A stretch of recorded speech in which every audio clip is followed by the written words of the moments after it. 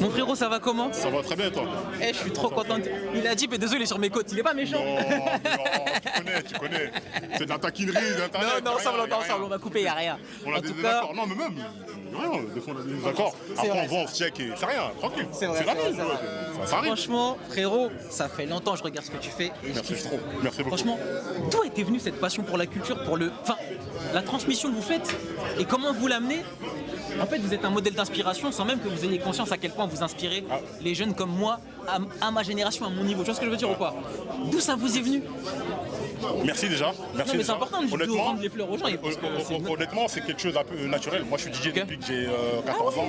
14 ans? Ouais, ça fait en 98. Mais t'avais le droit de sortir à cette époque? Quartier, en fait, moi j'ai grandi à Mantes-la-Jolie. C'est un village en fait. Donc tout le monde se connaît, il y avait un niveau de sécurité qui a plus aujourd'hui, etc. Tout le monde se connaissait, ouais, etc. Donc il n'y avait pas ce truc-là. J'avais mes grands frères et tout, j'avais pas de soucis, je change directement, voilà. Ok, je comprends. Mais en fait, l'idée c'est très simple. Toujours échanger de la musique, dès que j'ai un son, je fais écouter à mes potes, dès que j'ai un plan, des machins, etc. Et un jour, pour la petite anecdote, ça va être marrant. Ça va être marrant ce que je veux dire là. Un jour, il y a des années, mon fils il était petit, il me parle, il me dit ouais, nanani, nanan, Booba, truc. Je regarde, tu connais Booba toi? Il me dit ouais, c'est le mec qui s'est battu à l'aéroport et tout. Je dis non. Il connaît que pour ça. Je dis non. Waouh. Non.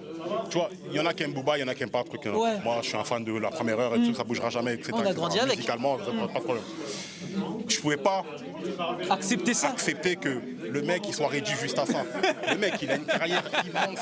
Il n'y a pas une autre carrière réduit que à ça. Et je dis à mon fils, mais tu vois ça le problème des jeunes, c'est qu'il n'y a personne pour vous transmettre. Et je me dis mais attends, c'est moi son baron.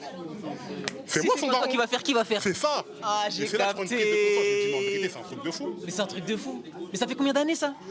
C'était à l'époque de Rolly là, je sais pas. Incroyable. Ok, non, je te capte, Du coup, déjà l'idée de ce podcast là, elle était née, etc. Et je me suis dit non, faut qu'on discute, faut qu'on en parle. Du coup, je prends mon fils, je lui explique toute la carrière, le machin. Bien sûr. Et après, on me dit mais non, je savais pas, truc, j'ai dit oui. Et c'est là que je me suis dit qu'en vérité, c'est important de prendre, de parler. Ok, je comprends. Je serai comme les tontons, ils prenaient, ils racontaient des histoires. Et tu t'imaginais le bled comment c'était. C'est vrai. Donc faut en discuter. La culture c'est un truc qui se cultive. Si on le garde dans notre coin, genre moi je connais, les autres connaissent pas, ça va pas avancer. Non, je comprends. Donc voilà, comme B2O c'est ton pote. Voilà, si tu regardes, il est gentil en vrai, tranquille. Il est gentil en vrai, c'est rien. J'ai une dernière question pour le tonton. Après c'est bon, je te laisse vacater. C'est qui écrit vraiment l'histoire du rap? Les artistes, les médias ou le temps? En fait, moi je pars du principe que c'est tout le monde. Parce que c'est trop facile de dire ouais c'est les médias, c'est les artistes, le truc.